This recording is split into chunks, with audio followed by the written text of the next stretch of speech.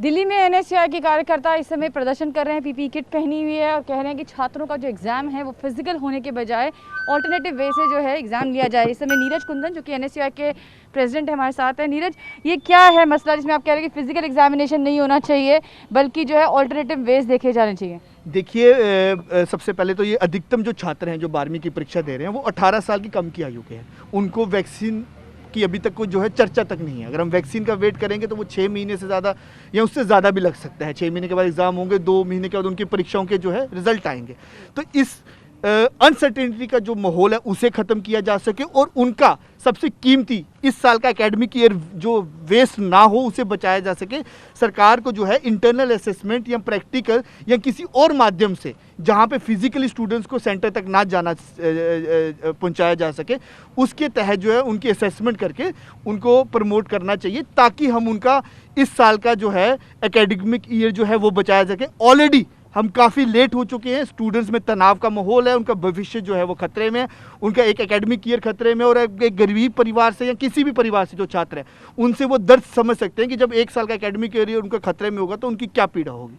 अच्छा, ये मसला जो है ये तो कोर्ट में भी है और सरकार भी इसके ऊपर देख रही है, विचार कर रही है, तो आपकी क्या मांग है? देखिए, सरकार का इसके तहत जो हमारे 12वीं की कक्षा जो विद्यार्थियों के प्रति जो रुझान है वो बिल्कुल सही नहीं था। अगर आप देखें 1 साल से कोरोना का काल चल रहा है, अभी तक सरकार को कोई ना कोई एक ऐसा मैकेनिज्म लेके आना चाहिए था। आज ये टाइम नहीं था मीटिंग करने का। अभी तक उनको उस मैकेनिज्म के तहत बच्चों की जो है एग्ज़ाम लेने चाहिए थे वो फिजिकली ना हो, और जहाँ ऑलरेडी इन छात्रों को जो है वैक्सीनेट करना चाहिए था ताकि आज वो हमें इस धरने प्रदर्शन की जो है वो ज़रूरत नहीं पड़ती। अच्छा, हमने सुना कि बहुत सारे बच्चों ने आपसे ये भी कहा है कि वो सिर्फ अपने लिए नहीं अपने परिवार को लेकर भी चिंतित है। उनको ये भी है कि किस तरह से लॉजिस्टिकली आके एग्जाम दिए जाएंगे। थोड़ा बताएंगे उसमें क्या छात्रों ने आपसे कहा? बिल्कुल, छात्रों का ये कहना है कि जब एक छात्र जो है वो 12वीं कक्षा का छात्र होता है, जब वो परीक्षा देने जाता है तो वो ऐसा नहीं है कि एक घर से दूसरे घर जाता है, उसका सेंटर कहीं दूर में बनता है। जब वो दूर में सेंटर बनता है तो उसके घर के परिवार का एक आदमी भी उसकी परीक्षा दिलाने जाता है।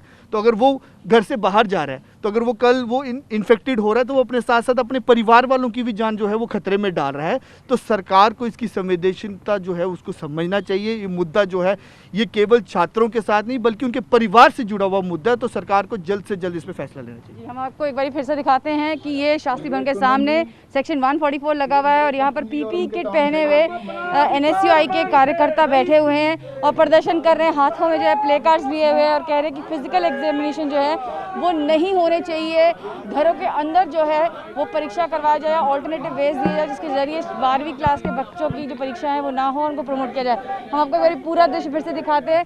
पीपीई किट पहने हुए यहाँ पर आपको जो दिख रहे हैं लोग, ये एनएसयूआई के कार्यकर्ता है और पीछे जो है वो एचआरडी मिनिस्ट्री है और यहाँ पर पुलिस ने बैरिकेडिंग कर दी है। बार बार पुलिस कह रही है कि सेक्शन 144 लगा हुआ है और ये एरिया जो है इसको खाली करना पड़ेगा।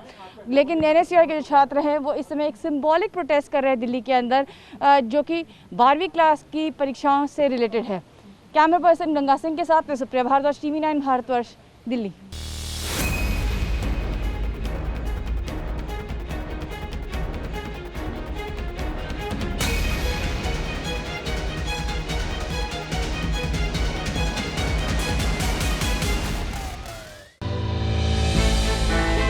हमने की गलती फिर एक बार, कोरोना ने किया दोबारा प्रहार। मास्क, 2 गज दूरी, करें अपनी सुरक्षा पूरी। कोरोना टीका हम सबको लगाना है, मिलकर साथ समझदारी से कोरोना को हराना है।